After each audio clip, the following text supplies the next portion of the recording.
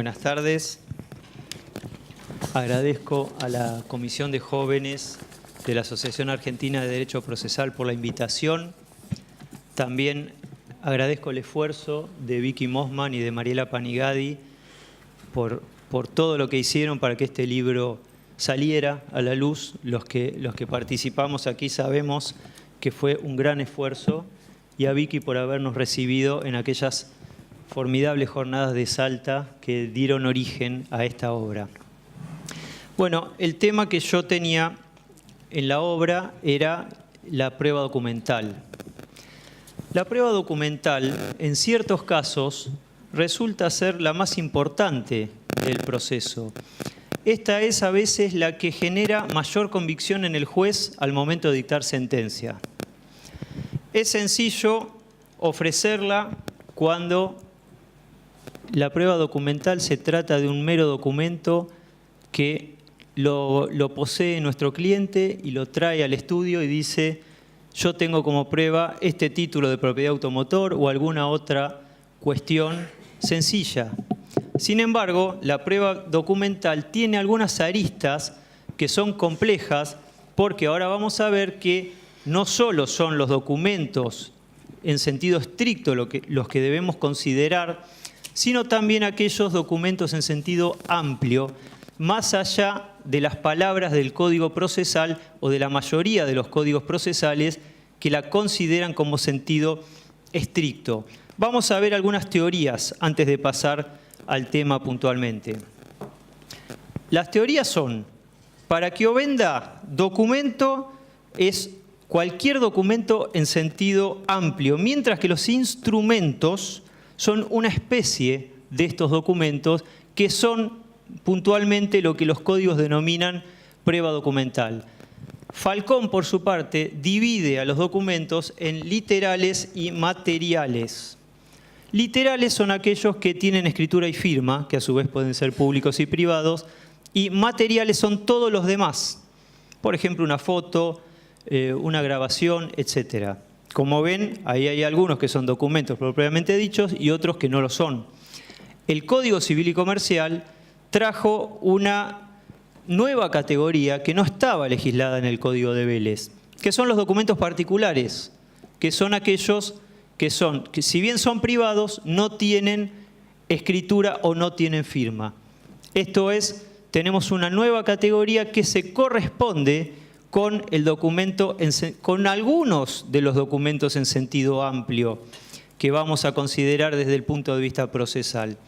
La mayoría de los códigos procesales, como hemos dicho, al documento lo tratan en sentido puramente estricto, que es aquel que tiene escritura y firma. Sin embargo, una foto, una grabación, un video, hoy el doctor Colli hablaba al inicio del tema de las pruebas digitales. Precisamente, si adjuntamos el soporte magnético, lo deberíamos agregar como prueba documental. Por eso, a estos fines los vamos a considerar prueba documental, en sentido amplio, pero prueba documental al fin. Lo que sucede es que, como los códigos procesales, la mayoría no lo trata como documento, hay que buscarle la manera de ofrecerlo y de producirlo, de producir la prueba pertinente, la prueba eventual que la parte deberá ofrecer, en el caso, que seguramente lo será, de negativa por parte de la contraria. Algunos códigos procesales denominan al documento en sentido amplio. Por ejemplo, el Código de Colombia. El Código de Colombia, la prueba documental la trata con criterio amplio. Nuestro código procesal y la mayoría de los códigos de nuestro país, la prueba documental es tomada en sentido estricto. Entonces, ¿cuál es la metodología que debemos llevar a cabo para ofrecer y producir este tipo de prueba? Partimos de la base del artículo 376 del Código Procesal de Provincia, 378 en el Código Procesal de Nación, respecto de la prueba no legislada y qué bases hay que tener en cuenta a los fines de llevarla a cabo. A este respecto se aplica la analogía. Vamos a aplicar analógicamente todas las reglas, en este caso, de la prueba documental y vamos a tomar algunas de la prueba pericial para algunos supuestos que vamos a ver en particular. Fíjense los documentos en sentido amplio que tenemos allí. En primer lugar, los documentos en idioma extranjero. ¿Por qué son documentos en sentido amplio si a veces vienen firmados y vienen escritos? Bueno, porque el artículo 123 de nuestro Código Procesal, tanto el nacional como el bonaerense, exigen que los documentos que ingresan al proceso deben estar en idioma nacional. ¿Qué sucede si la parte actora tiene que agregar un documento en idioma extranjero? Esto no es tan complicado porque la parte actora tiene todo el tiempo del mundo. La parte actora debe traducirlo, hacerlo traducir por un traductor público y agregar el documento original con la traducción. Ambos, no solo la traducción, ambos documentos. El problema se le puede presentar a la parte demandada, que a veces tiene un plazo acotado para agregar los documentos, porque en la contestación de demanda, más allá del tipo procesal, toda la prueba documental debe añadirse en ese acto procesal. Entonces, podemos encontrarnos con un supuesto que tenemos que contestar la demanda a los 5 o a los 10 días y que tenemos que agregar un documento en idioma extranjero y, como dice nuestro código, traducido, en un plazo que probablemente no logremos realizarlo. Tengan presente que desde que le llega la cédula al cliente hasta que va a ver al abogado y nos contactamos con un traductor público, si ese plazo era de 5 días, seguramente ya se consumió. Entonces, una de las hipótesis que podemos barajar ahí es pedir la suspensión de términos o de plazos, concretamente, a los fines de mandar a traducir ese documento. Contesto la demanda, acompaño el documento original y pido la suspensión respecto del documento traducido. Obviamente yo tengo que explicar en qué consiste ese documento porque seguramente, más allá de que yo tal vez no sepa hablar en chino, mi cliente, si me trajo un documento en chino, ya me dijo de qué se trata. Así que yo voy a tener que explicar para qué sirve ese documento que está en chino. Esto no es un dato menor, porque hace la pertinencia de la prueba. Entonces yo ahí pido la suspensión de plazos para la traducción y luego lo agrego traducido. Si yo no hago esto, probablemente ese documento no puede ingresar al proceso. La otra posibilidad es pedir la suspensión y pedir que se sortee un perito traductor, en el supuesto que la parte demandada no tenga fondos suficientes para hacer frente a un traductor público, porque la parte demandada no tiene por qué traducirle el documento a la contraria. Esa es una de las posibilidades. Tengan presente que acá se podrían estar jugando el futuro del proceso con esta teoría. Desde ya que van a tener que pedir el beneficio de litigar sin gastos para hacer esto.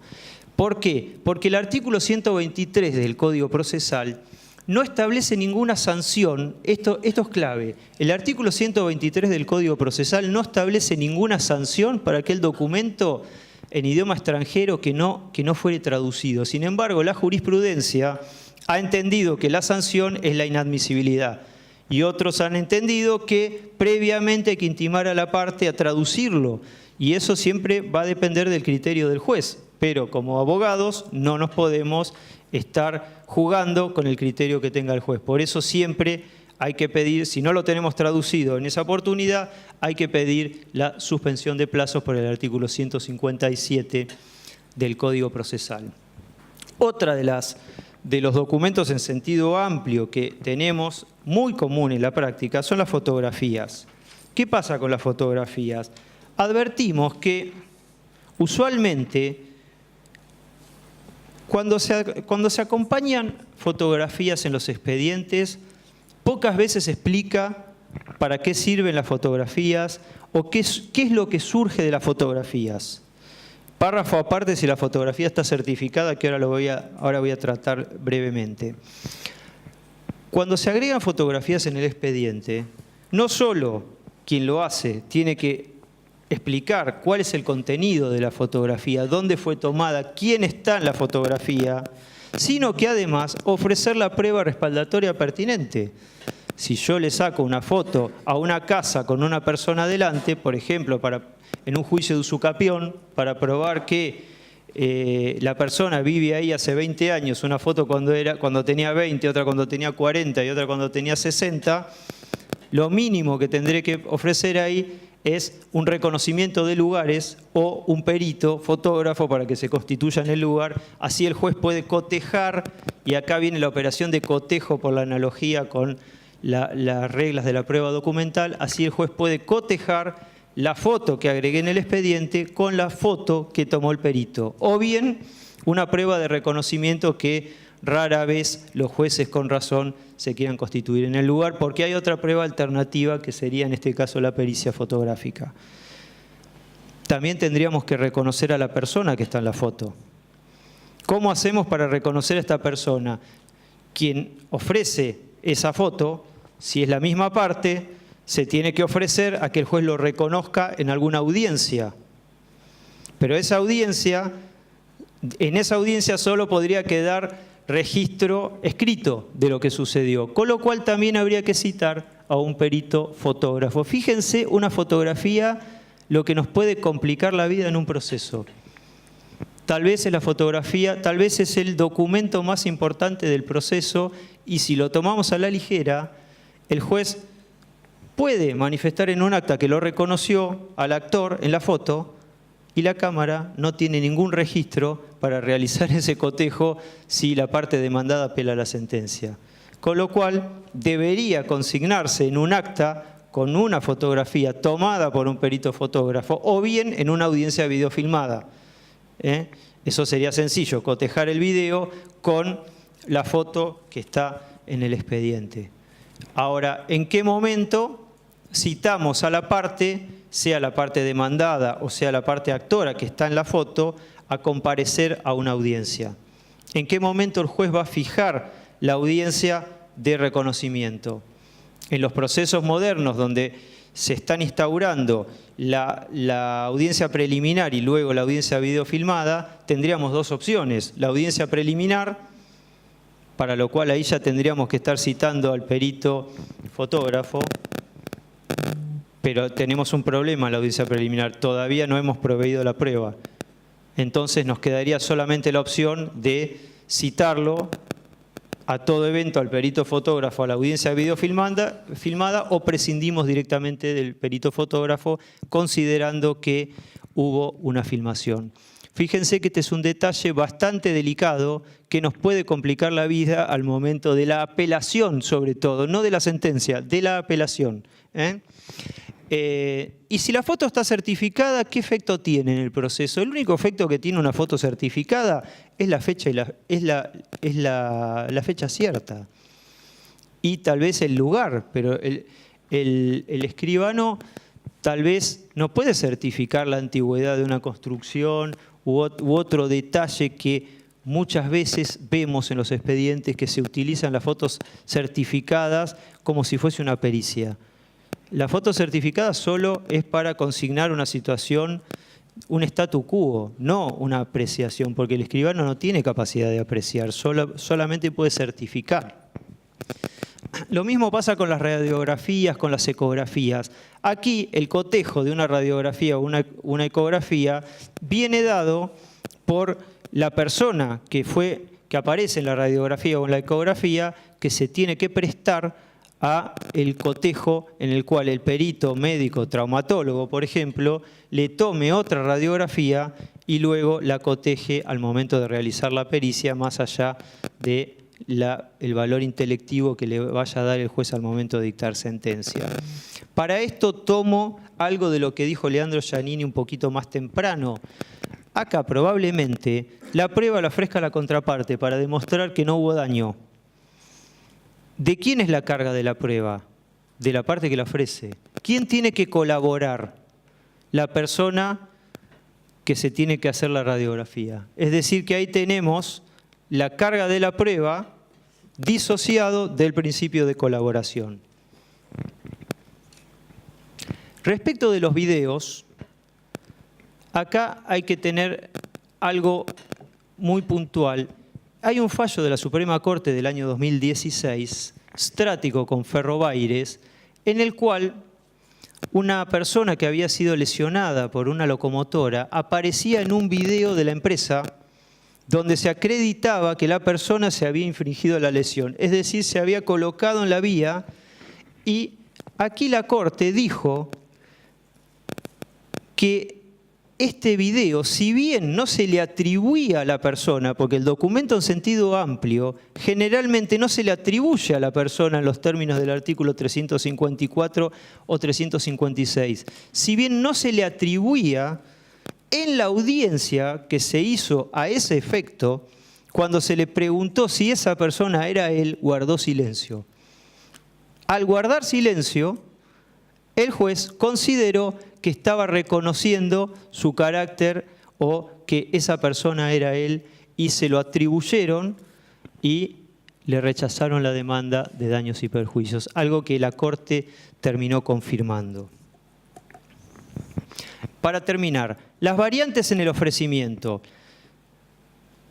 El titular o poseedor del documento o la trasladabilidad del documento. Documento en poder de la parte que lo ofrece. ¿Es trasladable o no es trasladable? Si es trasladable, lo acompaña.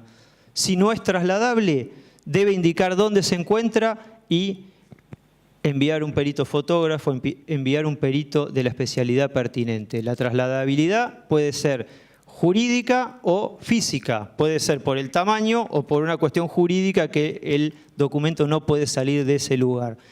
Puede estar en poder de un tercero. También tenemos el mismo problema, trasladable o no trasladable, porque si es trasladable el tercero lo podría agregar u oponerse a agregarlo, es algo que el juez decidirá. Y también en poder de la contraparte. Acá, si estuviera en poder de la contraparte y se niega a agregarlo, siempre que obre en el expediente alguna prueba acerca de su contenido, el juez puede tener una presunción en su contra. Estas son las variables que tenemos más o menos en la prueba documental que, como hemos visto, a veces parece fácil, pero en la práctica se nos puede complicar, sobre todo si le sumamos estas variantes que quedan siempre a criterio del juez, la trasladabilidad o la no trasladabilidad. ¿Está aprobado el contenido y la parte demandada no quiso agregar el documento? Son siempre cuestiones que van a quedar a criterio del juez, pero quien lo ofrece debe hacer un esfuerzo probatorio para acreditar tales circunstancias. Bueno, les agradezco mucho por su atención. Buenas tardes a todos. Gracias por la presencia de todos ustedes acá hoy, un lunes, día muy ajetreado de la semana, principalmente acá en La Plata, y veo que hay muchos estudiantes, muchos litigantes, así que bueno, espero que sean provechosos para todos este evento. Primeramente agradecer a la Comisión de Jóvenes Procesalistas en su carácter acá de expresidenta Mariela Panigadi y actual presidente Federico Zelasek por esta oportunidad, y también a todos los autores del libro que nos acompañan. Este libro, Problemática de la Prueba, como ha dicho Juan Manuel, ha sido fruto de gran insistencia y gran labor de las dos coordinadoras, de Victoria Mosman y de Mariela Panigadi, a quien les agradezco la posibilidad de haber escrito en él. Bien, yendo básicamente al tema que me convoca, que es el de la prueba testimonial. Vamos a someternos simplemente a la brevedad 15 minutos, así que no voy a poder exponer todo lo que he dicho en el artículo porque, como bien dijo Mariela, queremos que compren el libro. Básicamente lo mío va a ser un breve resumen o un acotado de lo que quise exponer o de la problemática que se plantea en la exposición o en la declaración de los testigos en torno a un proceso. En esta primera diapositiva básicamente les quiero esquematizar o dibujar los diferentes tipos de sistemas procesales que tenemos alrededor del planeta, alrededor del mundo, y ver qué mezcla o qué diferencia de sistemas existen alrededor del mundo. No solamente tenemos el Civil Law y el Common Law, sino también tenemos sistemas mixtos y también el sistema del Muslim Law y sistema de costumbres. Esta dinámica de distintos sistemas nos permite ver o nos permite darnos cuenta de la problemática que implica traer institutos de otros sistemas jurídicos a, por ejemplo, códigos, ¿sí? A nuestros códigos procesales. Bien, Los sistemas más importantes que conocemos, que es el del Common Law y el del Civil Law, se diferencian básicamente porque dentro del sistema del Common Law tenemos abogados especializados en trials. ¿Esto qué significa? Que los abogados están especializados en la cross-examination, algo que habíamos hablado en el primer panel. Están abogados capacitados en las repreguntas a los testigos, ¿sí? Nosotros hoy en día, hasta el momento, tenemos un sistema escriturario, oral, pero escriturario al fin, que con la venida del sistema de la oralidad, a lo cual los jóvenes procesalistas van a hacer entre hoy y mañana las capacitaciones, y lo que en el código que se viene, el anteproyecto de código que tenemos, vamos a entrar en un sistema de oralidad a través de audiencias de testigos y un proceso, si se quiere, más dinámico, más rápido por el principio de economía procesal. Entonces, estos sistemas de cross-examination es, digamos, lo que se viene a nuestro sistema procesal o lo que se va a venir a nuestro sistema procesal actual. Y como dije, los abogados van a necesitar capacitación no solamente en la oralidad y en el expresarse ante un juez o ante un jurado, sino también a la hora de hacer las preguntas a los testigos y a la hora de repreguntar.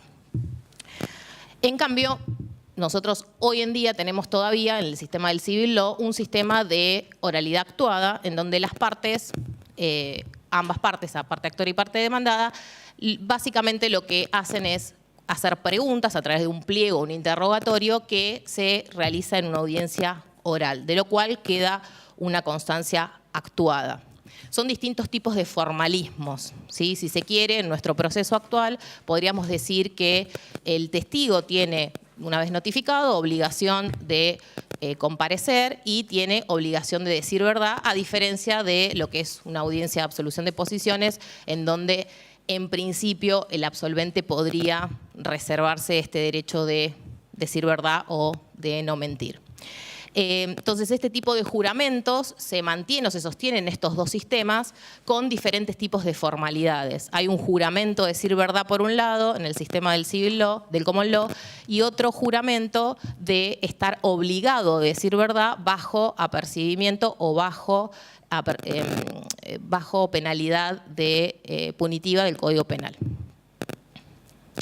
Las regulaciones, tenemos dos regulaciones, como marcaba recién Juan Manuel, una regulación en Buenos Aires, en el sistema provincial, y una regulación en el sistema nacional, que básicamente se diferencia por tener una suerte de amplitud en el sistema nacional, a diferencia del sistema de la ciudad de Buenos Aires. Ahora bien, ¿cuál es la actividad o cuál es el rol que ejerce un testigo dentro de un proceso? Bueno, acá los estudiantes y los que litigan es el primer valladar que tienen a la hora de probar en un proceso. ¿Cómo hago para elegir un testigo o qué tengo que tener en cuenta a la hora de elegir un testigo? Básicamente lo que se intenta con la prueba testimonial o con la fuente que va a ser el testigo es que pruebe extremos de hechos, ¿sí?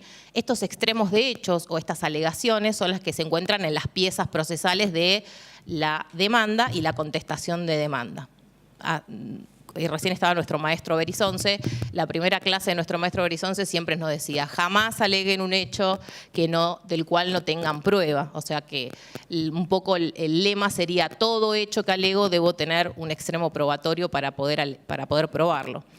Entonces, uno de estos medios probatorios enumerados en el código sería la fuente del testigo. Este testigo debería ser llamado al proceso para probar un extremo de hecho. Claramente son distintos sujetos que las partes, son terceros al proceso y que se incorporan y que son llamados por las partes. Una problemática importante de la prueba testimonial, que no está tratada en el libro, pero que se viene examinando a nivel mundial, es el problema del testigo y el tiempo, ¿sí? ¿Qué pasa desde que iniciamos un proceso a la hora de que el testigo llega a declarar en el proceso? ¿Cuánto tiempo pasa? ¿1 año, 2 años, 3 años? Quizás hubo una causa penal en el medio y también se dilató el proceso civil. Entonces, una de las cuestiones que vienen tratadas, que trató muy bien Ángela Mazzoni, que es una especialista en estudio del testimonio, una psicóloga, nos relata un poco la idea de que el testigo, ¿sí?, a la hora de recordar los hechos, puede crear falsas memorias, ¿sí? Estas falsas memorias o falsas ideas o falsos mecanismos de comprobación llevan al momento de atestiguar del testigo a realizar declaraciones falsas. Y no es porque el testigo quiera mentir o porque el testigo realmente sienta que no está diciendo la verdad y está beneficiando a una parte o a la otra, sino que científicamente se encuentra probado que los testigos cometen en sus declaraciones o atestiguan falsas declaraciones a través de la falsedad en la memoria. Y esto influye no solo el tiempo, sino ciertas condiciones personales de los hechos que transcurrieron. Sabemos que cualquier hecho que sea percibido por distintos tipos de testigos, seas de oídas o presenciales, causan un efecto en el cerebro que hace que este testigo pueda llegar a adquirir memorias que no son reales. Esto, estudiado por la interdisciplina, no hoy, quizás dentro de un tiempo razonable, va a llegar a impactar en el proceso. ¿Por qué? Porque, como decía el presidente del colegio al inicio de la apertura de estas jornadas, las nuevas tecnologías es el paso que se viene y la incorporación de las nuevas tecnologías al proceso nos va a hacer tener elementos que no solamente el juez, sino cualquier otro mecanismo lo apliquemos a la hora de evaluar si el testigo miente o no miente, ¿sí? Hoy, hace horas, salió una información en donde, por ejemplo, para ingresar a determinados países, por ejemplo, Estados Unidos, se usa un escáner de la cara, facial. Este escáner nos permite saber o discriminar si la persona que está interrogada para ingresar al país miente o no miente. Imagínense esto dentro de un par de años incorporado al proceso para saber si el testigo miente o no miente.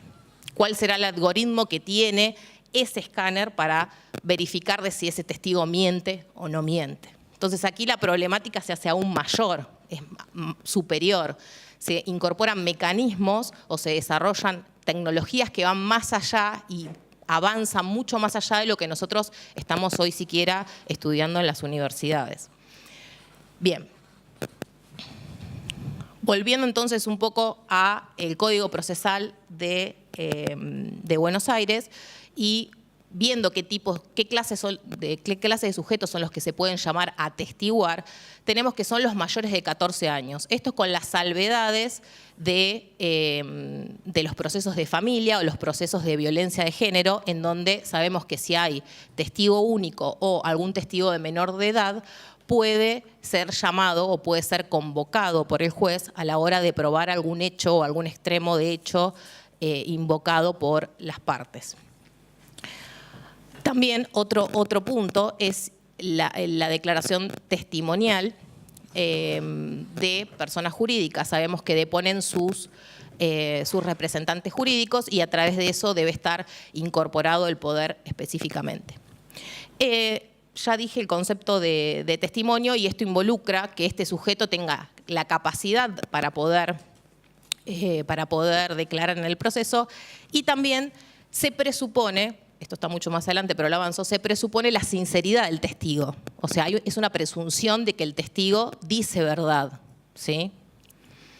Entonces, ¿cuál es el objeto del testimonio del testigo? Básicamente, probar un extremo de hecho con cualquier tipo de limitación que pueda llegar a tener la prueba, lo que intentamos probar, los hechos controvertidos, ¿sí? Dispénsenme de explicar los hechos controvertidos. Entonces puede realizarse esta declaración por hechos que percibió, como dije recién, de oídas o presencialmente. Y nosotros tenemos específicamente excluido de nuestro código el testigo experto, algo que explicaba el doctor Eduardo Oteiza al principio de la jornada. El expert witness está expresamente excluido de nuestro código, incluso no podemos llamar para atestiguar a una persona que es experta respecto del hecho que pasó en el proceso, porque estaríamos supliendo prueba pericial. Pero esto sí existe en el common law. Bien, ¿cuáles son las formalidades de la declaración de los testigos? Básicamente, la limitación de los testigos está hecha en base a los códigos procesales y acá no me voy a detener. ¿Cómo va a ser interrogado el testigo? Todo lo aprendemos en la universidad por las generales de la ley. Si es amigo, enemigo, amigo íntimo, si tiene algún interés en la causa, si tiene alguna cuestión con las partes, si conoce a las partes, de dónde las conoce. Y una vez sorteada esta declaración, digamos, las llamadas generales de la ley, se van a proceder a hacer las preguntas por parte del juez. Esta audiencia es hoy en día todavía una audiencia oral, pero bajo una actuación escrita, ¿sí? O sea, tenemos el principio de inmediación que se encuentra cumpliendo, pero todavía es escrito. Y, lamentablemente, en Provincia de Buenos Aires no hay espacio hoy en día para que el juez tome las audiencias testimoniales o para que se tome quizás en lo que es la suerte de la audiencia 360 en Nación, para que el juez esté presente en todas las audiencias por la cuantiosidad de trabajo que esto amerita, que es algo que se va a intentar resolver con la reforma del Código y la oralidad del proceso. Algo mencioné de esto, tenemos, y el libro también lo menciona, tenemos diferentes tipos de testigos. Nosotros a la hora de preparar una demanda, una contestación, hablo para los abogados litigantes o mismo para el juez a la hora de valorar los testigos, la declaración testimonial, mejor dicho, debemos tener en cuenta qué tipo o qué clase de testigo es. Si es un testigo que estuvo presente en los hechos, es un testigo que escuchó, que le contaron, que le dijeron que lo que pasó, o si es un testigo preconstituido, alguien que ha sido emplazado con anterioridad, o es un testigo técnico que viene a declarar por alguna cuestión que excede el marco de los hechos específicamente, o sea, que tiene alguna capacidad técnica y ha percibido los hechos. Distintas clases de testimonio también podemos apreciar, y con esto voy cerrando, que son los testimonios de opinión, los testimonios negativos y los testimonios excluidos, aquellos que por orden público es indisponible por las partes poder declarar. Solamente una cuestión más respecto de los hechos por las cuales las partes pueden probar. Básicamente la doctrina tradicional los tiene clasificados como hechos afirmados por la demanda y negados por la contestación, un segundo tipo de hechos afirmados en la contestación de la demanda y los de tercer tipo afirmados por el reconveniente y negados por el reconvenido. Y el cuarto tipo, los afirmados por el actor en la contestación y en la reconvención, y luego los incidentales. Independientemente a la hora de llevar a declarar un testigo en sede judicial, debemos tener en cuenta, recapitulando, qué tipo de testigo es, qué hechos debe probar y cómo será valorada a la hora del dictado de la sentencia por el juez este tipo de declaración. Porque no es lo mismo que tengamos un testigo presencial o un testigo de oídas o un menor de edad. Entonces, esto lo tenemos que tener presente a la hora de realizar los interrogatorios, a la hora de explicarle al testigo cuál va a ser su rol como fuente de prueba y también para anticiparnos cómo va a ser la valoración que el juez va a realizar respecto de la declaración testimonial. Creo que con esto ya tengo el tiempo cumplido. Les agradezco mucho su tiempo, aquí el lujo de panel que tengo a mi lado y muchas gracias a todos por escucharme. Hola, ¿cómo les va? Buenas tardes. Bueno, me van a tener que perdonar, pero yo me voy a tomar un par de minutos de mi tiempo para contarles un poquito el origen del libro y agradecer a varias personas a las cuales tenemos que agradecer el resultado y estar hoy sentados acá contándoles esto. En primer lugar, el libro tiene como origen una actividad de la Comisión de Jóvenes Procesalistas. Muchos de ustedes, los que están sentados acá, sé que son miembros acá en La Plata, y la verdad que es algo fantástico ver cómo se renueva la gente y cómo cada vez se incorporan personas que demuestran su valía y que se ocupan de la materia y que siguen con ganas de sostener este núcleo de trabajo que es tan lindo y que a todos nos ha dado tan grandes satisfacciones. Los autores, en su gran mayoría, hemos sido todos miembros de la Comisión de Jóvenes, digo hemos sido porque varios ya superamos los 40, así que ya no somos más miembros de la Comisión de Jóvenes. En particular, uno de los agradecimientos es a la editorial, que si bien Mariela fue la que gestionó absolutamente todo en relación a la editorial, le asigna mucho valor el hecho de que hayan apoyado la idea, de que la hayan mantenido a lo largo del tiempo y que hoy en día tengamos la obra para que todos ustedes la puedan ver.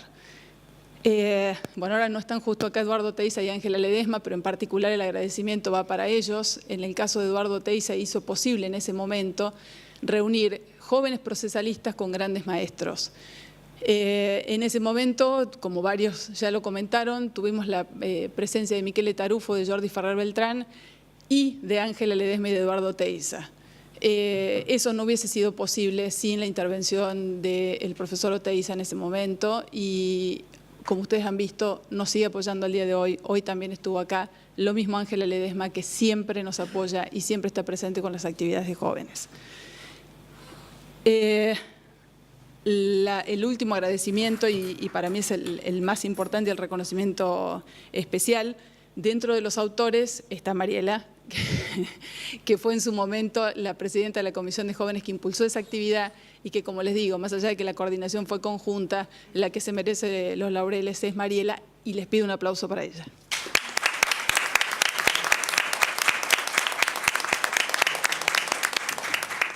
Bueno, ahora yo tengo una hija de 12 años que es muy graciosa. Entonces me dijo, mamá, yo vivo en Salta. Me dijo, ¿qué te vas a hacer a La Plata? Y me voy a la presentación de un libro. Ah, un libro de otro. No, un libro en el que trabajé yo. Y sí, ¿vos qué vas a contar? Y voy a contar de qué se trata el libro. Pero sos un spoiler, me dijo. Bueno, vamos a tratar de no spoilearnos el libro y contarlos y dejarlos con la intriga para que ustedes después les dé ganas de leerlo. La trascendencia de la prueba, y esto es lo importante de este libro, es una cuestión que va de suyo y que a cualquiera de ustedes puede tomarle el peso. Sabemos que a través de la prueba lo que hacemos es asignarle valor de verdad. Como bien dijo Mariela hoy, no vamos a desarrollar qué verdad es la que buscamos en el proceso, porque eso nos llevaría días de jornada y de una materia que seguramente nos excedería. Entonces, el valor de la prueba está claro, es evidente, es notorio. Nosotros nos encargamos de la problemática de la prueba. Y dentro de la problemática de la prueba, a mí me tocó trabajar con la problemática de la prueba pericial. Esto, cada vez que nosotros, creo que en la misma facultad, cuando ustedes lo analizan, uno simplifica el razonamiento pensando que cuando el juez y los expertos jurídicos, en este caso serían los abogados, no tenemos conocimientos científicos suficientes para entender una determinada temática, vamos a citar a un perito para que nos auxilie. Esto, que como les digo, en un razonamiento simplificado, uno dice, bueno, sí, es bastante fácil, bastante sencillo, y si lo vemos desde un punto de vista netamente procedimentalista, pensando en plazos, en vistas, en traslados, en oposiciones y en resolución, podría ser bastante sencillo.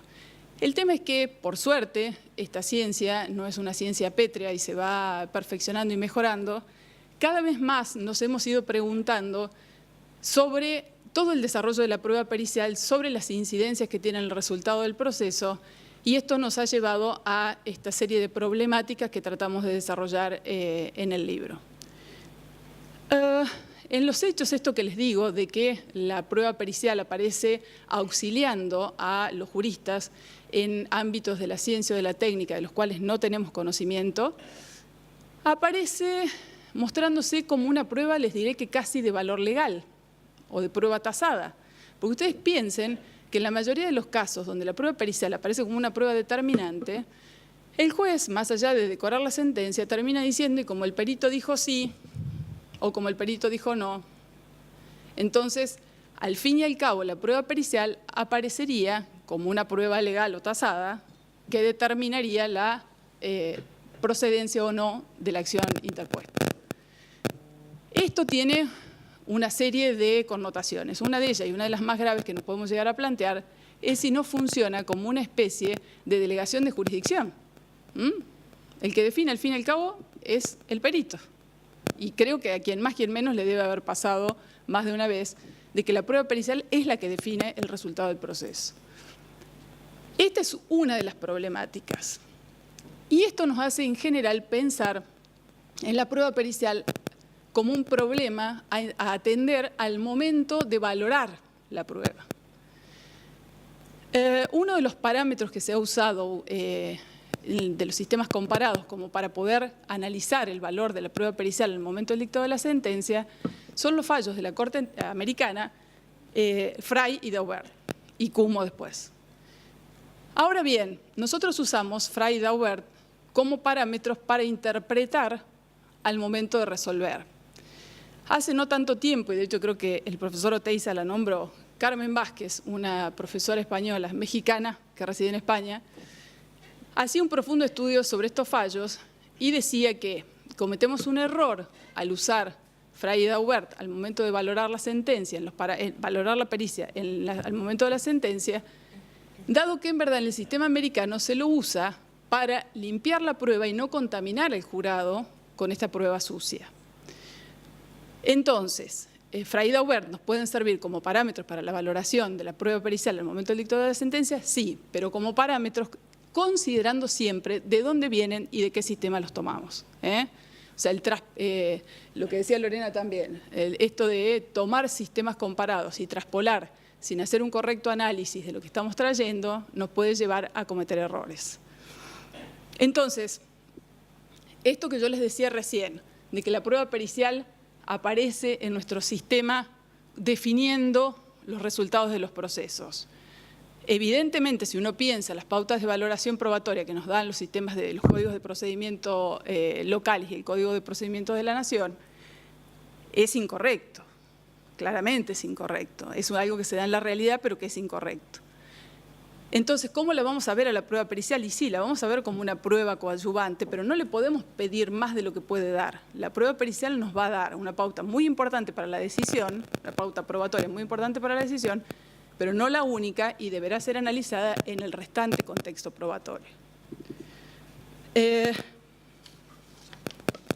Una de las cosas que me interesa, más allá de que no vamos a poder ver todo lo que está desarrollado en el capítulo porque el tiempo que tenemos es muy cortito, me interesaba comentarles que la prueba pericial, desde todas estas cuestiones complejas que nos presenta, desde la valoración, como les estaba diciendo, desde el ofrecimiento de la prueba, porque quien ofrece la prueba pericial va a tener que analizar cuál es el ámbito científico técnico que va a tener que escoger para seleccionar un perito, va a tener que determinar los puntos de pericia, va a tener que controlar la producción de la prueba pericial, va a tener que observar o objetar la prueba pericial en el caso de que sea una prueba contraria, y va a tener que ver cómo incide esa prueba pericial en el momento de la sentencia para, en su caso, poder recurrir la sentencia que se fundó en el resultado de esta prueba pericial. Ahora bien, no solo la prueba pericial ha pasado a tener no solo estas complejidades intrínsecas que tiene, sino que además se ha cruzado con la complejidad de la realidad. La realidad ha pasado a ser cada vez más compleja con los conflictos que nos presenta, y esto hace que se complejice cada vez más los sistemas probatorios que tengamos que usar. El ejemplo que les voy a dar puntualmente se ha dado en casos de daño ambiental. En un fallo, que es Salagre contra YPF, que yo no sé si ustedes lo recordarán porque es un fallo del 2005, de un juzgado de acá de La Plata, es el Juzgado Federal número 1, fue un caso donde la diversidad de pericias técnicas que debían producirse en el proceso eran muy numerosas. Eran muy numerosas, muy técnicas, muy complejas, y evidentemente el magistrado, al momento de ver cuál era el futuro de la producción de la prueba, tomó una decisión. Digo, al momento de ver el futuro de la producción de la prueba, ¿por qué? Si nosotros traemos a un proceso complejo, como es un proceso ambiental, una sumatoria de pruebas periciales realizadas por distintos peritos, con distintas perspectivas, con distintas formaciones, es muy difícil para el magistrado, que a su vez no entendía y no tenía por qué entender de cada una de estas ciencias o técnicas, de cada una de las pericias, poder amalgamarlas a todas estas pericias para poder dar un resultado. ¿Se entiende? O sea, poder a su vez conformar un resultado unívoco con diversas pericias técnico-científicas que tratan de temas que exceden ampliamente el conocimiento del juez. En este caso el juez creo que fue previsor y avisoró la complejidad que se le iba a dar al momento de resolver y dispuso en la audiencia preliminar, o la audiencia de prueba, perdón, donde se iba a determinar los medios probatorios,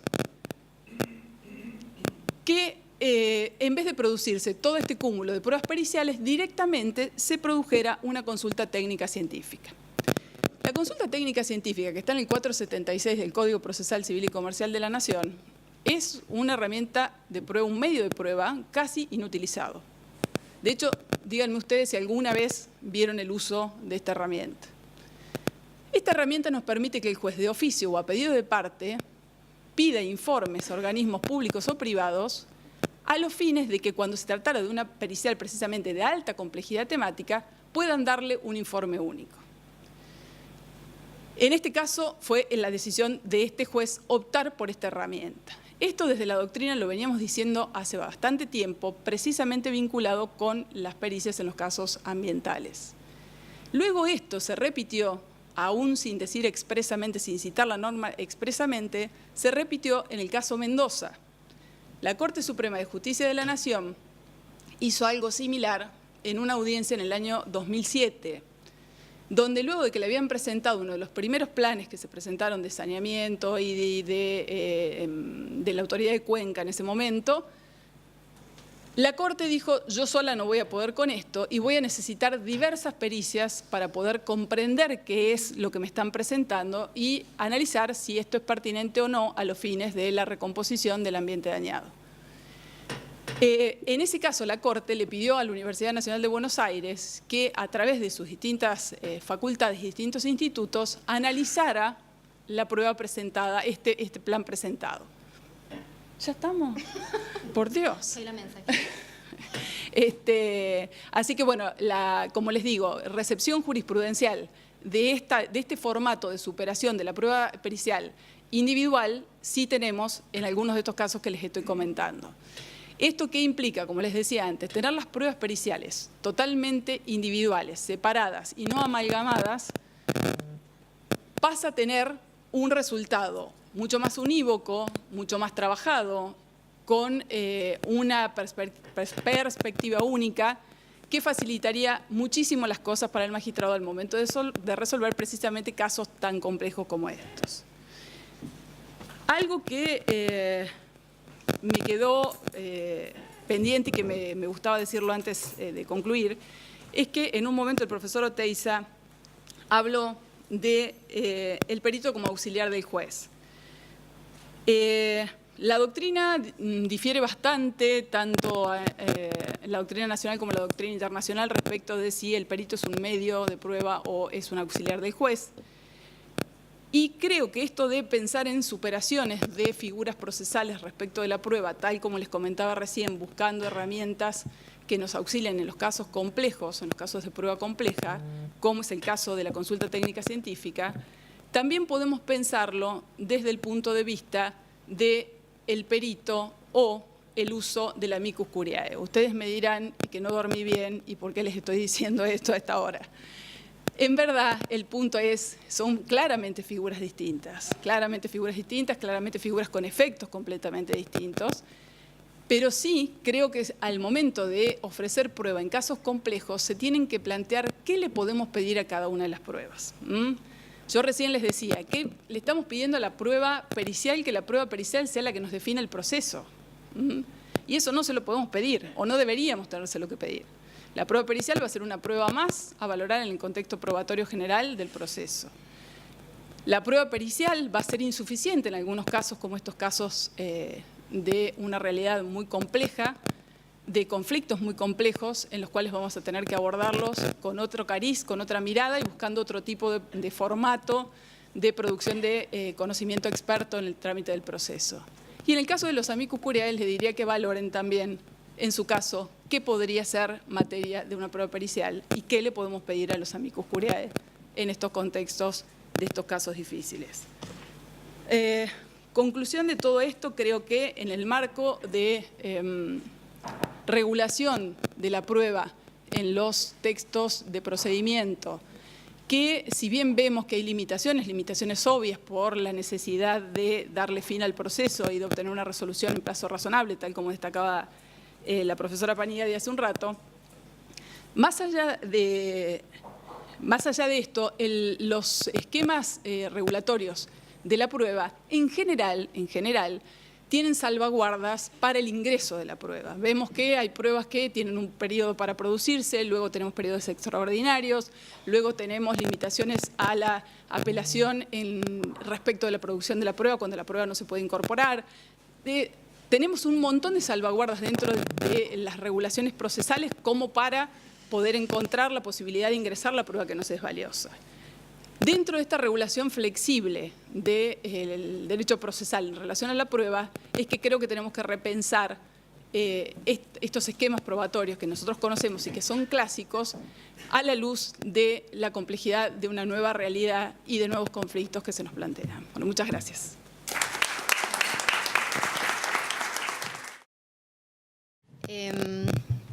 Les agradezco a todos por estar acá. Yo he tenido un rally estos días de estrés y llegarme hasta acá solo tenía como cerrar un círculo de lo que había empezado en Salta. Así que un poco acá somos las causas y ustedes las concausas de algo que sucedió hace mucho tiempo. Yo no quiero dejar de recordar, porque me parece que es muy importante para todos los alumnos que están aquí, algunos cambios que se producen y por ahí hacen a las diferencias de que podamos estar de un lado o del otro. Que por ahí cuando uno, desde ver una obra de teatro o ver a expositores, dice, ¿cómo hicieron para llegar ahí? En esto de que no hay nada como volver en el tiempo, yo era una joven procesalista hace algunos años.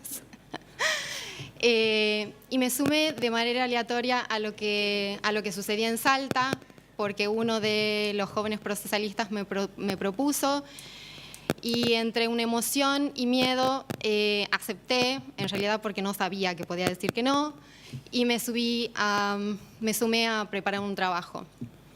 Recuerdo las palabras de Mariela en cuanto a las directivas de cómo busquen un problema, busquen soluciones, vean cómo atacarlos, qué cosas están bien y qué cosas no tan bien. Y ese fue mi objetivo para decir alguna cosa o creer que podía decir o encontrarme obligada a decir porque tenía que exponer en algún lugar donde no había expuesto nunca. Y los docentes que yo tuve en Tucumán, la verdad, no fueron grandes maestros que impulsaban, sino más bien que, no sé, porque quizás para que ninguna luz nueva salga y opaque las de ellos, no tenían esa capacidad de impulsar. En esa exposición yo moría de miedo, a tal punto que recuerdo que levanté la copa con agua y se movía tanto la mano que la agarré con la otra y dije, listo, no tomo. Pero terminé de hablar y un like hecho a Mariela Antigua, del maestro Teiza, me dio enorme vergüenza, bajé mi cabeza, ni siquiera se lo agradecí. Él tuvo que decirme en 2 oportunidades más de que su elogio no era un elogio fácil. Porque la segunda vez que me dijo que le había gustado mucho lo que había dicho, me di vuelta y me fui. Yo no estaba acostumbrada a que valoren alguna cosa que haya podido decir. Así que en realidad un poquito lo que vengo a decirles hoy es cómo se pueden cuestionar algunas cosas o cómo se pueden analizar algunas normas en los contextos, viendo el carácter o las obligaciones internacionales que puede llegar a tener el país, cuáles son los lineamientos o los principios que las leyes o el sentido y principio que tienen algunas normas a donde tenemos que perseguir para poder luchar realmente por los derechos. En este contexto y en esto de analizar por ahí alguna norma en particular, esto de que el nacimiento del Estado Social de Derecho, que nace con la incorporación de los derechos humanos al régimen constitucional, le pide al Estado o le exige otras obligaciones. Y en ese tránsito del Estado de Derecho al Estado Social de Derecho cambia esa línea de proteger las libertades individuales para ocuparnos de lo que es la integralidad o la efectivización de los derechos de todos los habitantes. El principio general constitucional de promover el bienestar general, definido en torno al bien común, con una cuota parte de seguridad, con una cuota parte de libertad, de justicia, de cooperación, es el escenario óptimo para la efectivización de todos los derechos. Cuando menos, en el marco de la ley constitucional, estarían dadas las condiciones para que estos derechos sean efectivos. En la reforma del año 94 se reconoce el derecho a un ambiente sano, el derecho al consumidor y del usuario, a la no discriminación, los derechos de incidencia colectiva en general, y se prevé el amparo como una garantía de protección. Sin embargo, tanto en aquella época más, y me parece que todavía sigue existiendo, suele cometerse el error de tratar a estos procesos o a los procesos donde estén estos derechos discutidos y de interpretarlos con los principios y las normas de un proceso clásico. Y la verdad que creo que no se podría ni siquiera iniciar un proceso si es que seguimos con el ropaje individual.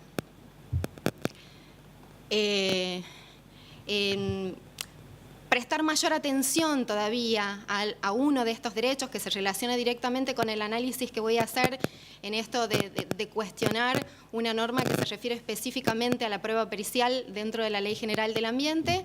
El ambiente tiene o debe tener una mayor protección de otros derechos que sean indivisibles y nos pertenezcan a todos, porque no existiría no solamente el derecho de los particulares, sino que nos quedaríamos sin mundo si es que nos quedamos sin esa casa en la que habitamos y es conformada por nuestro hábitat ambiental.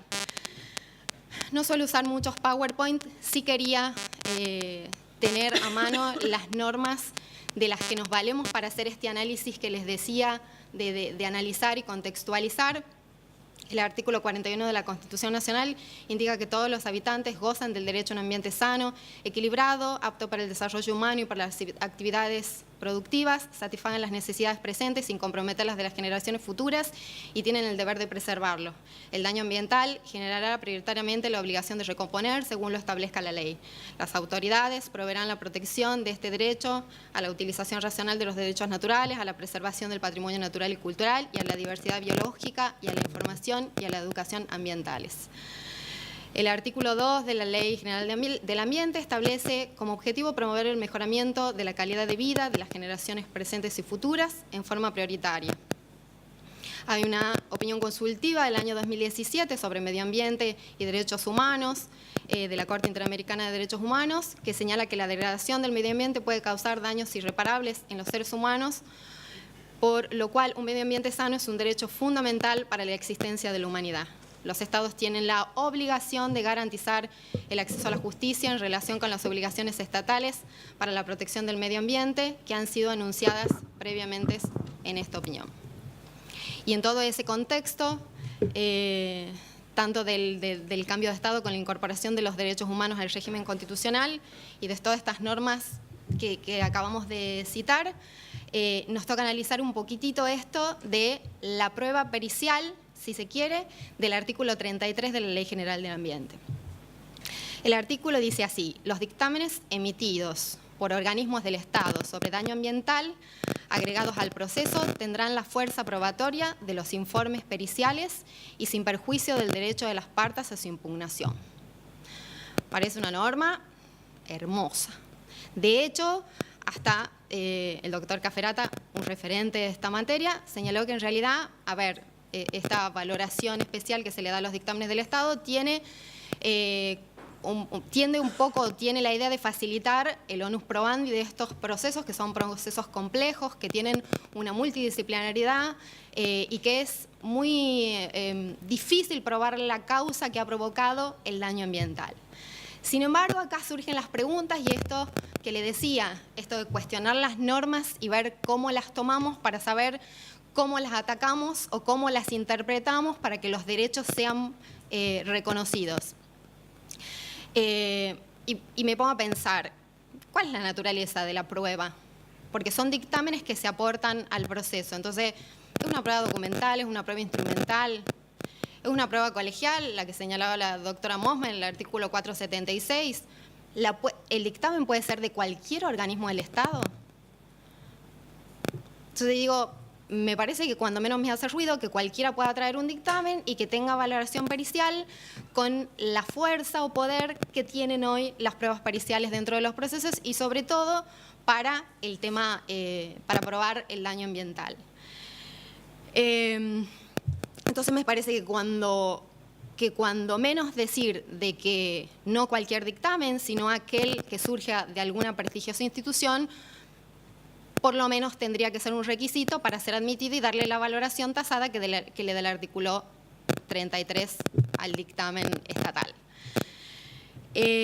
Por otro lado, decir, a ver, las buenas intenciones que señala Cafferata son loables, pero me parece que la norma no tiene previsto qué es lo que sucede si el demandado por el daño ambiental, o sea, el que origina este daño, es el mismo Estado. Entonces, nosotros lo que haríamos es darle una valoración súper fuerte, con una prueba que está tasada, porque ya tiene una presunción a favor, a la persona que está cometiendo el daño ambiental. Entonces, decir, a ver, cuando menos ruidoso, la persona que en algún punto podría ser condenada por el daño ambiental es quien va a llevar una de las pruebas más importantes y ya llega con una prueba tasada que tiene determinado valor asignado por la ley. Perano dice, bueno, a ver, en estas situaciones cuando menos se tiene que pensar que se ha disminuido el valor probatorio. Y que Melmacher dice, bueno, no, me parece que habría que darle otra valoración y tomar a ese dictamen como un consultor técnico, ¿no es cierto? El dictamen de parte. Decir, no podemos darle la valoración en las mismas características que si no fuese parte o si el dictamen que esté mandando sale de uno de los organismos dependientes del Estado. Y otra cosita, menos mal que puedo volver porque con la tecnología soy... y otra cosita es decir, cómo desequilibraría o no el proceso de que esta prueba tenga la valoración que la ley le da. Hablaron los expositores anteriores de decir tiene que haber un equilibrio entre las partes. Cuando se rompe el equilibrio es la misma norma la que pone normas positivas para poder igualar. No tenemos ninguna duda que en el caso de las empresas contaminantes o del Estado ciertamente generalmente se encuentran en una mejor posición, tienen mayores recursos, tienen mayores posibilidades y demás. Y esto de que si la parte que está siendo demandada tiene esta misma posibilidad de ir con una prueba tasada, no solamente descompaginaría la igualdad que ya existe, sino que la haría aún más gravosa, porque lo que estaría haciendo es encontrando o obligándolo a probar sus circunstancias fácticas, ¿no? Porque el otro ya tiene una prueba tasada a su favor, o gastar o extremar su prueba para poder probar ese supuesto de hecho que ha alegado. A ver, estas pequeñas cositas de decir, estoy en un contexto social determinado, el derecho que estoy tratando tiene estas características y se tiene que proteger. El sistema de protección que tenemos tiene consecuencias nacionales e internacionales en cuanto a las obligaciones asumidas por el Estado, son el carril que se pueden tomar para cuestionar las normas y no aceptarla como si nada y sin cuestionamientos. Solo eso tiene la diferencia de estar ahí o de estar acá. Entonces, esta exposición tiene que ver más con una semilla de que se animen. Tienen grandes maestros en La Plata, que en todo momento he visto que han apoyado a sus discípulos, los han seguido y a aquellos que estamos dispersos un poco más por el norte nos han incentivado a seguir y a crecer. Así que a pesar de todo el trajín de estos días, no me arrepiento de este amor. Gracias a la Sociedad Argentina de Derecho Procesal. Bueno, buenas tardes a todos. Gracias por estar acá. Bueno, es un inmenso honor compartir el panel con notables juristas que los he vivido de cuando éramos más pequeños. Fuimos chicos, yo me considero todavía chica.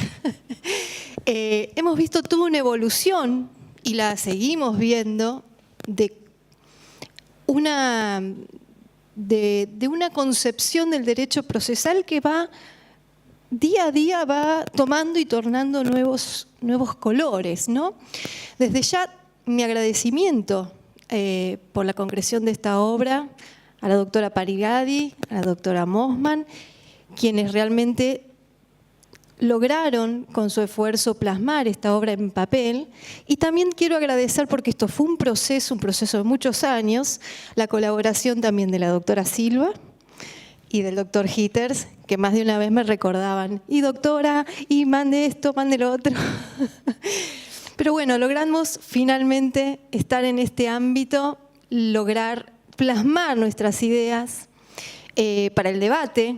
Obviamente que lo interesante de todo esto es disparar interrogantes, disparar discrepancias, y como un gran maestro que ya no está con nosotros también una vez me dijo, lo bueno de la discusión es que se genere por escrito.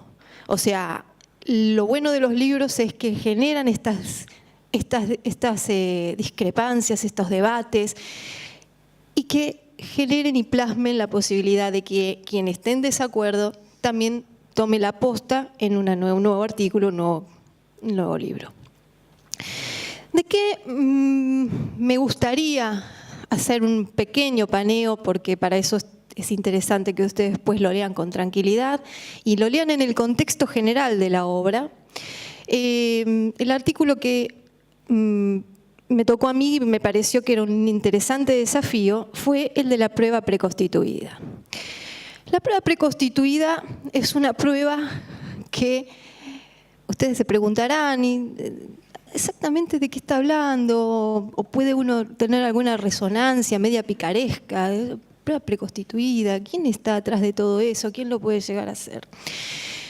La prueba preconstituida está en un ámbito que es, diría, embrionario a la posibilidad de un proceso ulterior.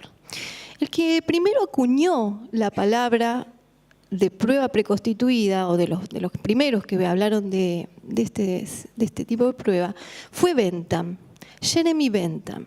Nosotros nos tenemos que ubicar en el contexto histórico en el cual Bentham habló de esta situación probatoria, que es el del utilitarismo del siglo XVIII. O sea, en él, ahí sí te voy a agradecer un poquito, perdón. Como la doctora Silva, me tiembla la mano. En el contexto del siglo XVIII, donde la idea del utilitarismo, o sea, la idea de la finalidad, la idea de una concepción del bien común, la concepción de que los actos tenían una finalidad del encuentro con la felicidad, según los términos de esa teoría.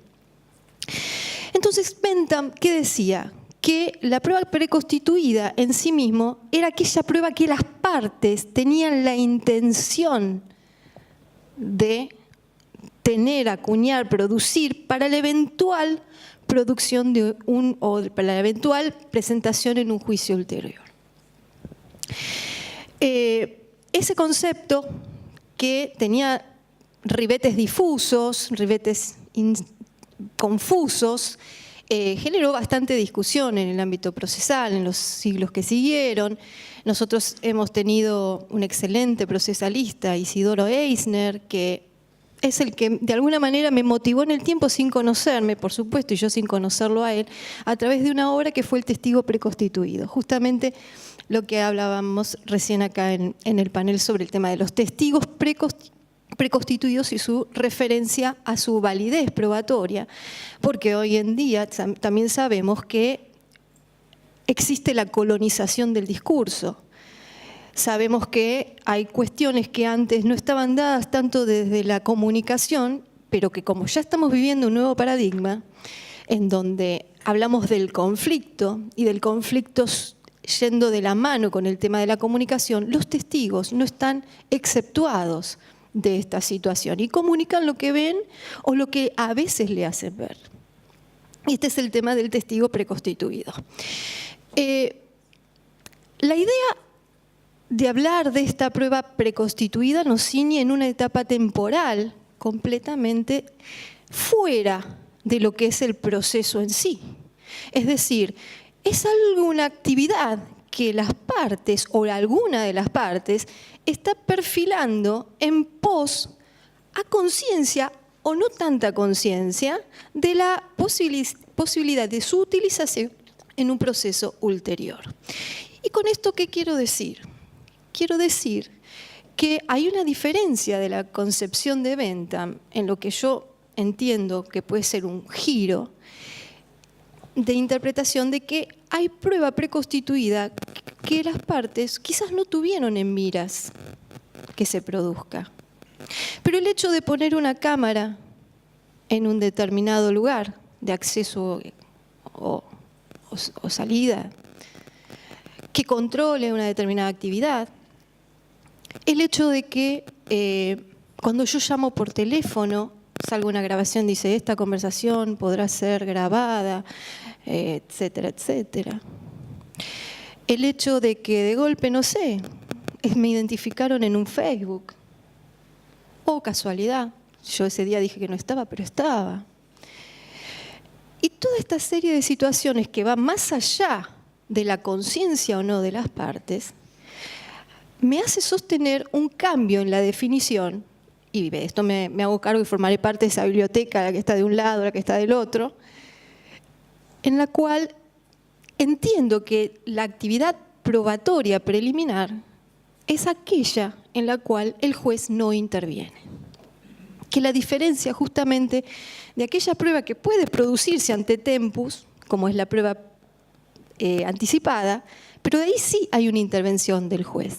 En lo que yo llamo, o lo que entiendo como prueba preconstituida, y lo que damos acá en nuestra obra, por eso es el giro novedoso de la problemática de la prueba, es justamente esa frontera en la cual el juez no interviene. Y entonces acá es donde se producen las grandes discusiones, que va a ser materia de este artículo y que va a ser materia de lectura de ustedes, y que en alguna que otra oportunidad, cuando venga un cliente, como acá señalaba el doctor Hitters, que viene con todo un vagón de prueba, y que ¿qué prueba es? ¿Documental? ¿Es instrumental? Bueno, para eso es la medulosa definiciones que acá dio el doctor.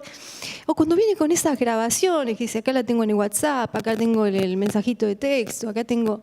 ¿Y a qué hacer con todo esto y cómo canalizarlo? La prueba preconstituida viene impulsada, viene movilizada, obviamente, por las nuevas tecnologías. Es decir, cuando Bentham pensaba en la prueba preconstituida, pensaba en el contrato que firmaron las partes, en lo meramente instrumental, podríamos decir. Pero la prueba preconstituida que nosotros tenemos hoy en día es aquella que viene documentada por diversos soportes, en soportes digitales, que son todas estas manifestaciones que vimos de las distintas aplicaciones que pueden captarlos. Y entonces, ¿tienen validez? ¿No tienen validez? La gran discusión que justamente es el impulso de esta disertación es el valor probatorio que efectivamente puede tener la prueba preconstituida que se hizo sin el debido contradictorio. Esta es la cuestión que nos lleva a la discusión sobre su admisibilidad luego en el proceso. Es decir, la prueba preconstituida lo que hace es abrazar el hecho en el mismo momento en el que se está produciendo, por decisión o ninguna decisión de las partes, o de alguna de las partes. Ahora bien, ¿cómo la adquiere el proceso? ¿Qué valoración le va a dar? Y esta es la discusión de su valoración relativa. ¿Por qué? Porque en el camino ustedes van a tener una serie de pasos que se fueron dando y que están dotado de ejemplos el capítulo, en el cual la jurisprudencia y tanto la doctrina se enfrentan en algunos aspectos donde le dan admisibilidad o no, y ahí tenemos una admisibilidad mucho más, digamos, promisoria al derecho penal en algunos aspectos, como la forma de legitimar la defensa de alguien, o sea, de garantizar la legítima defensa. Y en el aspecto civil tenemos más discusiones, por supuesto, en el cual hay quienes no le dan ninguna valoración porque no consideran que haya cumplido con la debida contradicción, con el debido derecho a la defensa. Y tenemos aquellos que dicen, bueno, no podemos tapar el sol con las manos, o sea, esto es obvio que esta grabación tiene un sustento pericial, esta grabación, por más que no le haya advertido que lo estaban grabando, obviamente que tiene que tener una repercusión, porque si yo le advierto que lo voy a grabar, lógicamente que no va a decir lo que está diciendo. Entonces, en esta sutileza es donde se dirime la valoración de la prueba. Esto es lo relativo que tiene la valoración de esta prueba. Si el juez le va a dar o no le va a dar curso, la va a tomar en forma única, la va a tomar como indicio, si hay varias cuestiones como una presunción, o le va a dar finalmente un rechazo de plano, ¿no? Esto tiene que ver con esta flexibilización que se ha ido viviendo a lo largo de todas las décadas del derecho procesal, en el cual pasamos de la prueba tasada a la libertad a la libre convicción del juez. Y esto tiene que ver también en cómo van evolucionando, sobre todo las tecnologías de la información. ¿Por qué? Y porque cuando nosotros, yo recuerdo por aquellos años, trabajábamos al abrigo del doctor Leguizamón en el Instituto de Derecho Procesal del Colegio de Abogados de San Martín, hablábamos de la validez del correo electrónico. Y la realidad que mandar un correo electrónico, ¿quién iba a estar pensando que el correo electrónico podía tener alguna validez constitutiva de prueba? Hoy seguimos sin saber si se puede probar definitivamente la autenticidad del correo electrónico, pero lo que no hay duda es que los correos electrónicos sí se están utilizando como prueba. Entonces, acá es donde comienza esta situación de relatividad, donde antes parecería que no hubiesen tenido cabida y ahora de a poquito van logrando en diversos fallos la incorporación y la valoración que en sí mismos tiene todo este andamiaje probatorio. Hay leyes que me gustaría recordar también, donde hay una tendencia creciente en la valoración de esta. Bueno, sí, en 2 minutos ya termino. Que es la ley justamente de la protección integral de la mujer, en la ley 26.485, donde los jueces tienen bastante campo como para poder trabajar sobre la admisibilidad de pruebas no tan comunes y sobre todo también en materia de los derechos del consumidor. Cerrando entonces la exposición, que yo pensé que iba a ser breve, menos mal que no lo prometí, pero que no, porque si no, no lo hubiese cumplido. Quiero decir lo siguiente, lo interesante que planteó Bentham, y esto viene fuera del programa, y lo tiro así como para una discusión a futuro, que va a dar origen a muchísimos libros también, es que la prueba preconstituida, más que una finalidad en el proceso ulterior, era la prueba antilitigiosa por excelencia. ¿Por qué? Porque planteaba justamente, si yo ya sé lo que tengo para probar, es muy probable que pueda evitar el litigio. Y esto no viene, digamos, sin un respaldo, ¿no?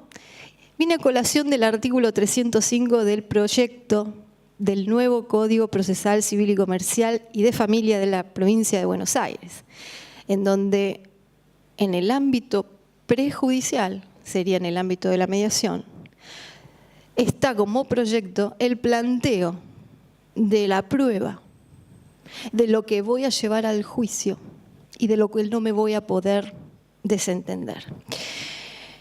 ¿Esto por qué lo digo?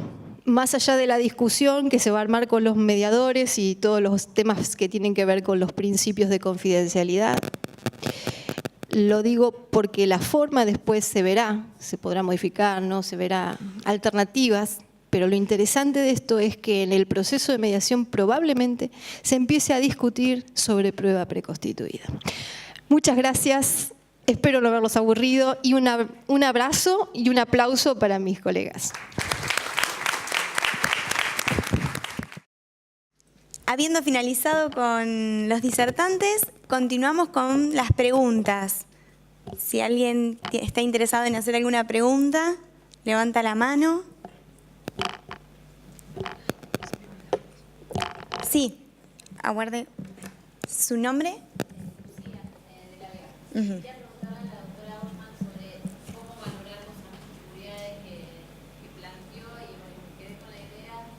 Sí, más que nada, más que nada lo que apuntaba es que muchas veces, como yo les decía, se le pide demasiado a la prueba pericial. O sea, siempre terminamos pidiéndole a la prueba pericial la solución mágica. Y esto de verlos como medios o como auxiliares también nos cambiaba bastante la perspectiva de qué tomábamos de ellos y cómo lo tomábamos y para quién lo tomábamos. Si lo tomábamos para las partes, lo tomábamos solo para el juez. Entonces, por ahí se nos acercaba bastante esto de ver cómo un amicus terminaba siendo alguien que nos acercaba conocimiento experto al proceso y que venía como auxiliar del juez, básicamente. Está bien que nosotros hemos visto que ha ido variando la perspectiva que tenía la Corte Suprema, primero pidiendo que no tuvieran ningún tipo de interés en relación a los planteos de las partes, luego esto después se modificó y se reconoció que podían tenerlo, solamente tenían que declararlo. Entonces, la valoración sí va a ser completamente distinta porque en el caso de los amicus ni siquiera tendría que nombrarlos ni que decir que estuvieron presentes ni a qué se refirieron, lo cual te diría desde mi punto de vista no sería lo mejor, pero bueno, podría suceder. Hemos visto fallos de la Corte donde han tenido intervención de amicus donde ni siquiera los nombran. Y en el caso de los peritos, la diferencia en cuanto a la valoración claramente es distinta porque tenés una norma específica, el 377, que te prevé la forma de valoración de la prueba pericial y a su vez sabemos que más allá de lo que diga el código, la doctrina y la jurisprudencia es totalmente contesta en que para que el juez pueda separarse del dictamen pericial tiene que dar motivos fundados de por qué se separa de él. Entonces, como te digo, más allá de la... Por eso les dije, ustedes van a decir, no durmió bien esta mujer, ¿de qué nos está hablando? El punto es, claramente son distintas figuras. El asunto es que a veces en el trámite del proceso los confundimos y les pedimos distintas cosas o cosas que les debimos haber pedido a otro en el trámite del proceso. Entonces, el perito se va a expedir sobre los puntos de pericia. El amicus curiae no. El amicus va a venir y va a opinar sobre el litigio. La limitación que va a tener va a ser la traba de la litis. No va a tener, como te decía, no va a tener puntos de pericia, va a tener amplitud como para poderse expresar. La incidencia de uno y en el otro en el proceso va a ser completamente distinta. Una va a apuntar más que nada a una legitimación. Vos pensás que los casos complejos o de alta repercusión social, la intervención de los amicus es como que legitiman una decisión jurisdiccional. En el caso del perito, lo que legitima es la decisión en sí, le da razonabilidad y le da el contexto de argumentación y justificación para tomar esa decisión. Así que sí, claramente son distintos, como te apuntaba mi posición más que nada decirte, veamos qué le estamos pidiendo a la prueba pericial, como para ver si necesitamos un solo perito, necesitamos la consulta técnica científica. Aclaro, para los que no han visto, yo les decía, es una figura muy rara que está en el código desde siempre, pero que no se la usa. Nosotros usamos el consultor técnico como el perito de parte. La consulta técnica o científica es otra figura que apunta a esta prueba pericial conjunta y mucho más diversa que la pericia individual. Así que esa era la idea. Perfecto. Doctora Paniaghi.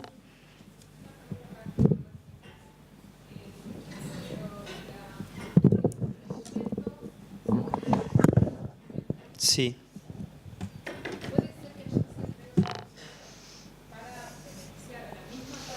Claro.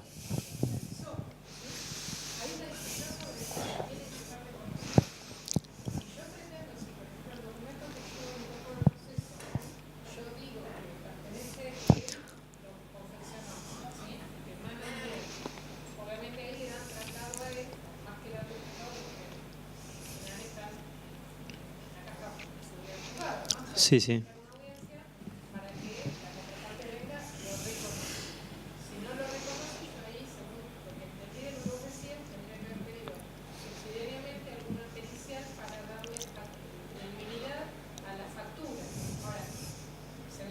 Sí, sí.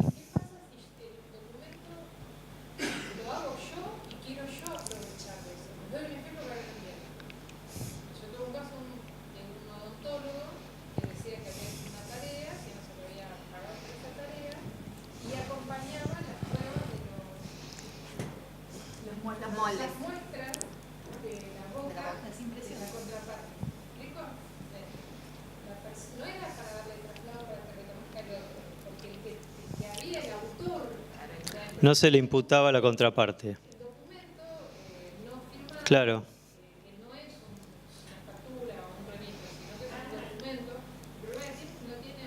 Exacto. Exacto.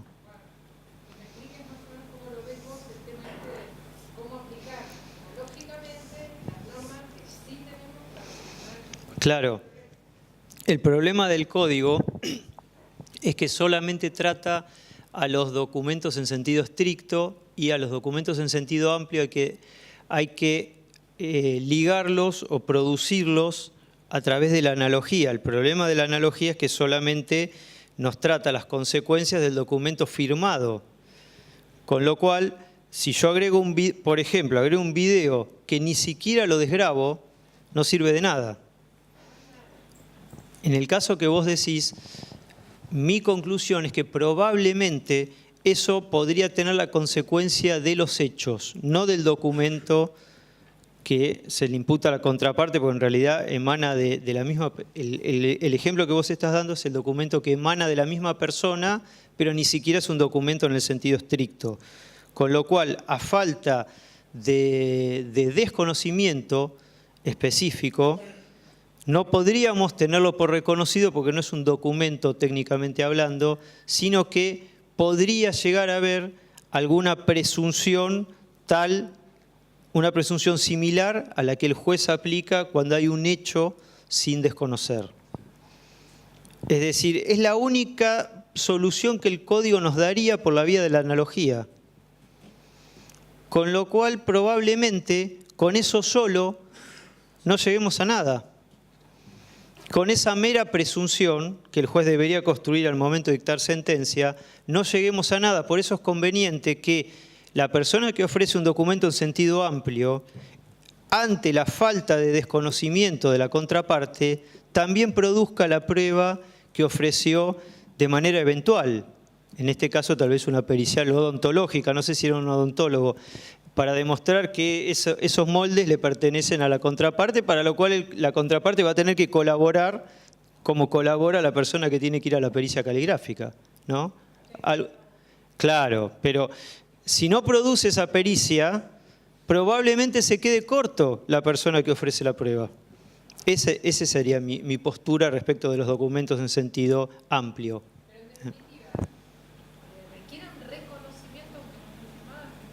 Si la contraparte lo reconoce, ya está. Si la contraparte no dice nada respecto de ese documento, yo creo que si no hay algún otro indicio para el juez, el que lo ofreció debería producir la prueba eventual. El tema es que a mí como abogado nunca me gusta dejar en manos del juez la elaboración de esa presunción. A mí me gusta que el juez esté seguro al momento de producir la prueba. Salvo que haya un reconocimiento expreso, yo la prueba la produciría. Eso es lo que yo haría, ¿no? Gracias, doctor. ¿Puedo agregar una cosita? Teóricamente tiene que haber un respaldo de una historia clínica también por esa prestación, que sí puede estar firmada por la parte.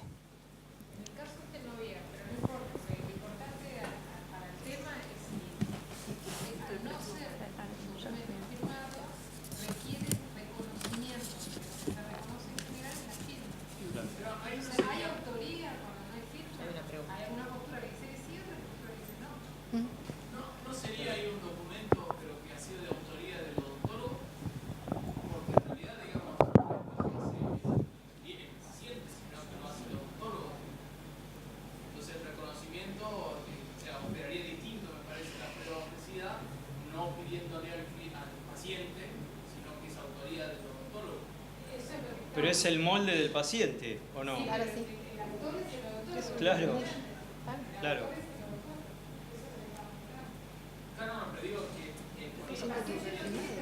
Claro.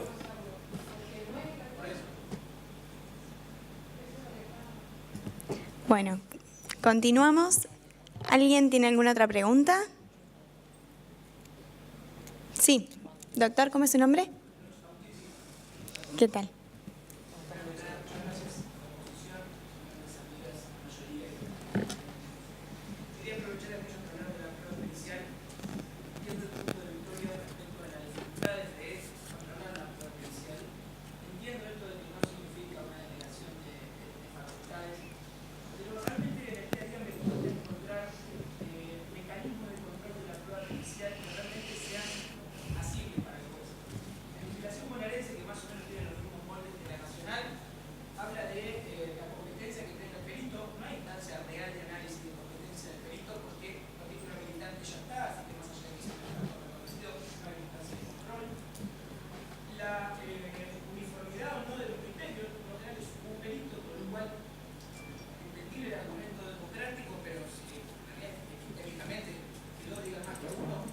cual no te da solución. Otro mecanismo de control sería la comparación con otros medios de prueba. Me parece el único que realmente es fiable, pero es solo por confronte, no por la calidad de la pericia. Y en última instancia, me parece que el análisis de los principios científicos en los que se basa es el cuarto estándar que tiene la legislación bonaerense. Un nivel medio de juez, aún mejor formado, no conoce de todas las ciencias. Por lo cual, más allá de las diferencias con la tecnología de Roberto, acá, que igual no es un experto, el testigo acá es un perito, con la implantación de sistemas diferentes, ¿dónde vos ves que hay, o Fer también, dónde encuentran un mecanismo de control fiable que no sea únicamente la ilógica formal, de que comenzó diciendo una cosa y terminó diciendo otra, de control de la prueba pericial que sea fácil de utilizar o utilizable por un juez que solo es una... Me deja que le contesto un toque. Hola, Agustín. Mira, a lo mejor el tiempo no daba para que nos pudiéramos explayar más y viene bien tu pregunta. Por lo general terminamos cayendo en todos estos debates cuando llega el momento del análisis de la prueba ya producida. Entonces, cuando llega el momento de la valoración es cuando nos acordamos de todo esto. Una de las cuestiones para replantearse, y digo para empezar a replantearse y ver cómo la podemos hacer evolucionar, es el poner la atención en el momento del ofrecimiento y la admisión de la prueba. Si tenés un juez atento al momento de la adopción de la prueba pericial dentro de la admisión de la prueba pericial dentro del proceso, seguramente eso va a ayudar bastante. Ahora vos me vas a decir, sí, bueno, igual, pero el juez ¿qué sabe de la temática como para poderme decir si esta y no otra pericia va a ser la mejor para este caso? Bueno, uno de los puntos sería que el juez se encargara de pedirle el claro detalle de los protocolos. Yo te voy a dar un caso real. Todos cuando pensamos en las pericias determinantes, como yo les decía, la pericia dice que sí o la pericia dice que no, ganaste o perdiste el juicio. El caso del ADN es el caso típico en todo esto. Nosotros tuvimos un caso en el cual tuvimos 3 pruebas de ADN, 2 en un sentido y otra en otro, todas con un 99,9% de probabilidades de certeza. Convocar las posibilidades era, bueno, convoquemos otro perito. Y si el otro perito, ¿qué hacemos con esto? Lo que vos decías recién, sumamos, lo volvemos democrático, decimos la mayoría dice que, lo cual tampoco me da una solución. Entonces lo que se hizo fue convocar un experto a los fines de que explicase los procedimientos técnicos que cada uno había empleado. Sobre la base de esta explicación, que fue un organismo, no fue un experto en particular al que se convocó, emitieron un dictamen sobre los procedimientos, no sobre la valoración de la prueba pericial, sino sobre los procedimientos. Dijeron, este y este hicieron de tal y de cual manera y es mucho más fiable el resultado del cual arriba por el formato de las distintas pruebas que habían hecho en relación al otro. Creo que, como te digo, el punto es pensar que el juez tiene que tener un mínimo conocimiento de las ciencias como para, sobre la base de esta formación, poder analizar qué tan seria es la prueba pericial o no que se le está poniendo ante él. Y en el mejor de los casos, tomar estas consideraciones antes, que el juez pudiese tener la capacidad antes de la producción de la prueba y no solo el análisis de la prueba pericial al momento de la sentencia. Todo por hacerse, porque en este sentido estamos, como les decía yo, es como que les estamos pidiendo a la prueba pericial un resultado que no debería poder darnos. Lo único que estamos haciendo es sí poner a la prueba pericial en el contexto probatorio y hacer un análisis, una valoración integral de las pruebas producidas. Muchas gracias. Opino igual que Victoria, solo agregar una cosita en esto. Hay magistrados, y hemos tenido oportunidad de trabajar con Alejandro Verdaguer en algunos simulacros de audiencia oral y demás en la ciudad de Santa Fe, en donde él, como magistrado, se planteaba esta misma pregunta, es decir, entonces que a la sentencia me la dicta el perito, porque yo no me puedo correr, porque yo no puedo saber, porque yo no puedo entender. Entonces, comparto con Victoria que quizás a las cosas hay que agarrarlas antes. Y lo que hace este magistrado, que me parece más que un ejemplo para seguir y que a la sentencia en definitiva no tenga que decir lo que dice el perito, es en el momento de la admisibilidad de la prueba, es citar a las partes, analizar cada una de las preguntas. Generalmente las partes tienen sus preguntas reconducidas a determinada respuesta, las transforma en preguntas plenamente objetivas y en ese tiempo, donde cada una de las partes viene con su perito consultor, las cambian, las negocian para que el perito tenga que responder de manera objetiva y él se lleva un acabado conocimiento por los distintos profesionales que están interviniendo de qué es lo que se trata. Es decir, termina teniendo de esa situación, por supuesto en casos de alta complejidad. En el caso que habíamos trabajado tenía que ver con una praxis médica en donde dependía la responsabilidad de uno u otro o si habían actuado bien o no en el nacimiento, con consecuencias de incapacidad sobreveniente perpetua, con lo cual todo ese trabajo de la prueba para rehacer los puntos de pericia eran esenciales para que él pueda entender de qué se estaba hablando y de qué se estaba tratando.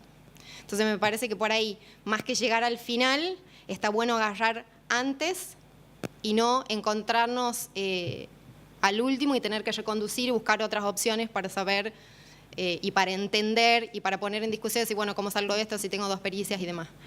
De todas maneras, la solución que le han dado me ha parecido más que original y más que buena. No, y en el caso también de lo que hablábamos antes, de cómo sumar distintas pericias cuando se trata de cuestiones tan complejas, ya te digo, y nos ha pasado en carne propia, creo que a más de uno, de tener casos muy difíciles, donde la prueba es realmente muy difícil y nos excede ampliamente. Nosotros tenemos, en Salta tenemos actualmente en trámite un caso por la contaminación del basural.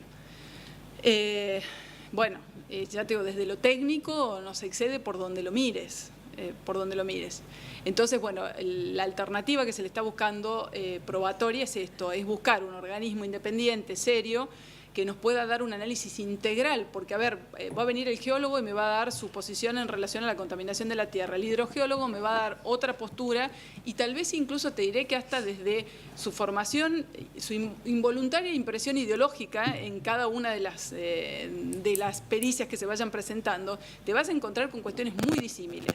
Entonces, a ver, solución mágica no, obvio que no la hay, pero bueno, ir buscando la mejor solución posible para esto y para que realmente el juez pueda comprender qué es lo que está decidiendo, que es el problema más grave que nos estamos planteando, que es que el juez decida a ojos cerrados sobre la base de lo que está diciendo el perito. Muchas gracias, doctora. Bueno, ¿alguna otra pregunta? Bueno, damos por finalizado el panel. Un gran aplauso a los disertantes.